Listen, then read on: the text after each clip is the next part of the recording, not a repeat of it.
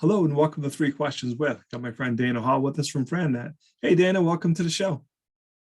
Hey, good afternoon, Kevin. Thanks for having me. So Dana, let's start at the beginning. Tell us a little bit about FranNet. What do you do? So FranNet is a consultancy. About 35 years ago, it was founded. So it's been around a long time. We help people navigate buying a franchise. So we're matchmakers.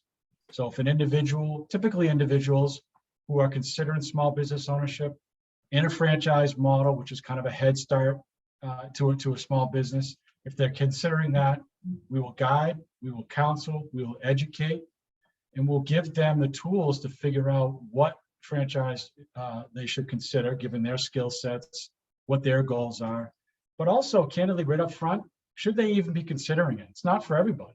So we don't just jump in and try to sell somebody something. We're trying to determine if this is the right path for somebody at this point in their career, this point in their life.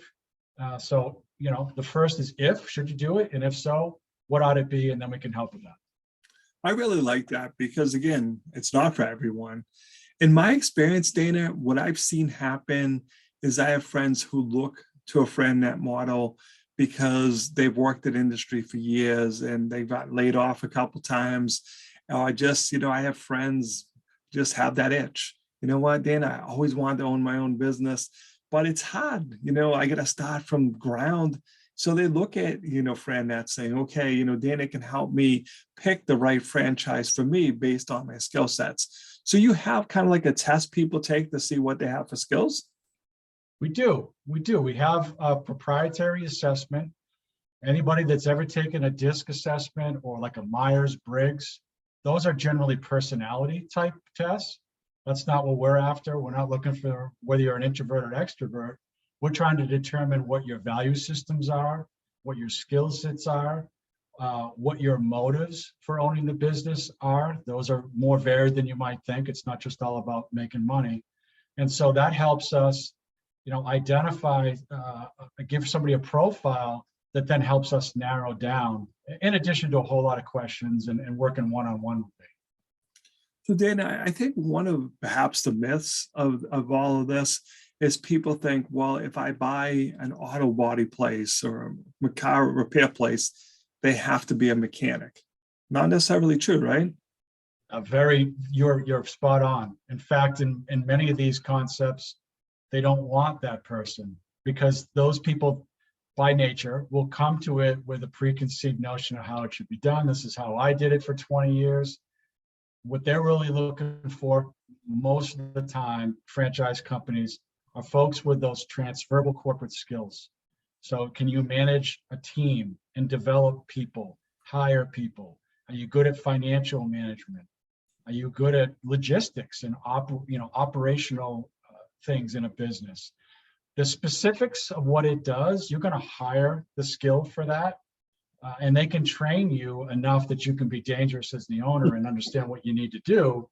But yeah, a great clips, haircut, no frills, men's, you're not cutting hair. You're going to hire people to do that. They want people with management skills that can, at the executive level, run that business. So Dana, I think one other myth out there may be cost. We look at some of the name brand, restaurants, and you're like, Dana, and I heard what it costs to buy one of those. I don't have anywhere near that money. Not every franchise is hundreds and thousands of dollars, right? That's very true. Yeah, the things that we see driving around, those tend to be the most expensive. They're bricks and mortar. They got big brand names with lots of marketing budgets, and they're expensive.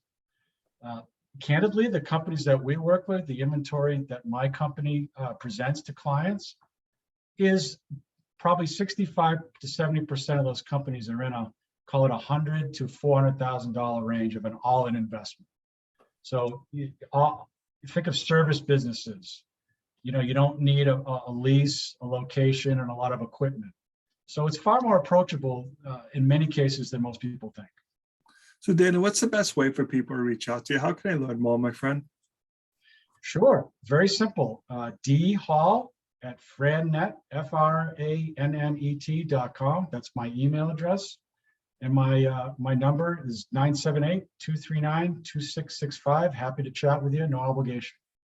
Hey, Dana, I really appreciate you taking a few minutes to call into the show. And as always, thanks for being my friend. Thank you for having me.